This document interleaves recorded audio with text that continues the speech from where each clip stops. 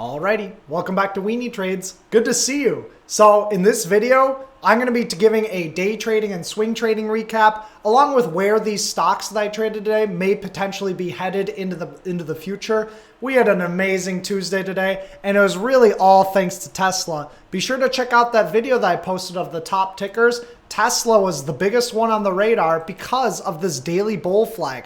I was expecting a really big pop on Tesla. I even said, hey, this is one of the few times to go with Tesla call options because that's when you want the stock to rip up and rip up fast. That's the best scenario for calls. A lot of Weenie Trades subscribers caught it, both that are in the course and that weren't in the course, because all these videos were posted for free. Massive bull move. You know, we had some people making 8K profits, you know, $10,000 profits, massive profits. Again, the number doesn't matter as much as the entries and exits. And boy, even I sold Tesla a little bit too early because I was selling a little bit at the 740 range. But let's talk about it. So Tesla, nice big bull move all day. Caught it with a little bit of shares, but definitely not as well as I could have. Only 7 shares and getting almost 10 points on those shares. Amazing move on Tesla. Really big bull move all day, you know, higher highs and higher lows. And it's just from that daily chart breakout. And the reason I was taking profits right at that, you know, 730, 740 range was because there's a little bit of congestion over here. And that's generally likely to be a resistance, at least on the first go around.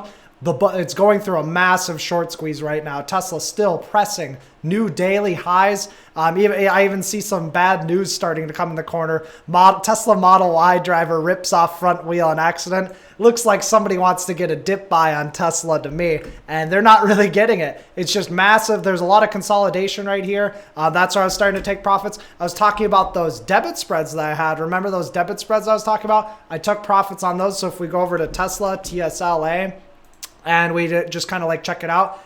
People of all account sizes could have caught the Tesla move. You could have caught it with fractional shares. You could have caught it with some vertical spreads. I'm still holding the 790 call, selling the 800, and that expires in the middle of June. And that's cooking for us. You know, if we're just like, you know, looking at if we can see the history, you know, call debit spreads, you know, I'm buying these debit spreads for $70 to $80 and, you know, peeling them off at 170, peeling them off at 223. So massive percent moves without really risking too much money on Tesla because of that daily bull flag. But that's just what Tesla did. Who cares what it did? All we want to know is where's it headed to? Well, I can see that we have this big gap to fill right over here at 780. I don't have too much weight on gaps, but gaps tend to be magnetic. So that's why I like to think about it. There's all this open space, and generally you want to see the open space get filled throughout time. So 775 to 780 is likely the resistance. And I was checking the option chain earlier in the day, and that's the expected move. That's the probability of touch.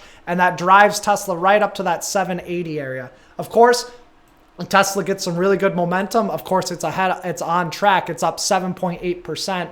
It can get all the way up to that $800 share this week. If it doesn't do it this week, it's likely to do it next week. So that's what I'm seeing on Tesla. Again, buying up here, you can buy Tesla up here. You're buying a lot of risk though. I mean, yes, the bulls are in control. They can squeeze it much higher, but generally you get another back test of the consolidation area. So I'd love to get Tesla in this 740 range, potentially even if a deeper sell-off happens, 720. The 720 scenario is much less likely. The dip buy at 740 should be pretty good when it comes into, if it comes into this demand zone. Otherwise, if you're in Tesla, you just enjoy the ride. It's very risky to be buying up here. You can do it. It can continue to go up. It's kind of building bad habits though. If you're buying, you know, after we've done an hourly bull flag, just 1 hour of consolidation and then popped, that's not a lot of, you know, that's not a good risk to reward setup in my personal opinion, but it is Tesla. I mean, you can do it. You can buy wherever you want as long as you have a stop loss. But if you're buying up here, you might as well have a stop loss all the way down at 730. And that's $27 away, which is pretty wide, especially on Tesla. So those are my thoughts on Tesla. Watch out for the 780. Look for the dip buy around 740 area. And let's move on to ROKU. ROKU was posted today as my favorite for pre-market. And pre-market, you know, ROKU had a positive news catalyst. ROKU adds new soundbar remote streaming device.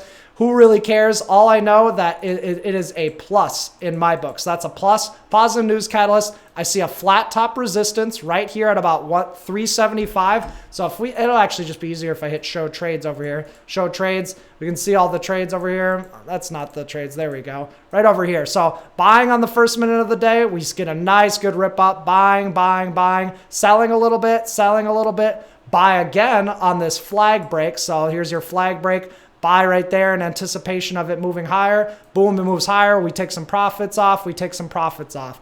ROKU, really good revenue trade to start the day, $121. And I went ahead and bought a vertical spread for the day that expires this week. I bought the 375 call and sold the 382.50 call. Now, it would have been better if I just bought the 375 call, collected $281, but that's a lot of open delta, a lot of risk exposure, and a lot of premium in ROKU. So at the same time, I sold the 382 strike call, and that dampened the P&L a little bit, minus 223 on that because I'm selling that call. But net plus 179. Again, the P&L doesn't matter as much as the entries and exits. It could be 1,700. It could be 17,000. The whole goal is to get used to, okay, where's your entry? My entry's down there with the stop loss just beneath that wick. We get a nice good move up, nice good move up. You can add a little bit on those breaks and then raise my stop loss. And then as you start to see the momentum start to peel off, that's when you can take some profits. So ROKU, still riding ROKU actually a little bit. If we check out ROKU, Tesla's still ripping. Still riding ROKU with a little bit of size. Where's our ROKU debit spread? Over 395/400 debit spread.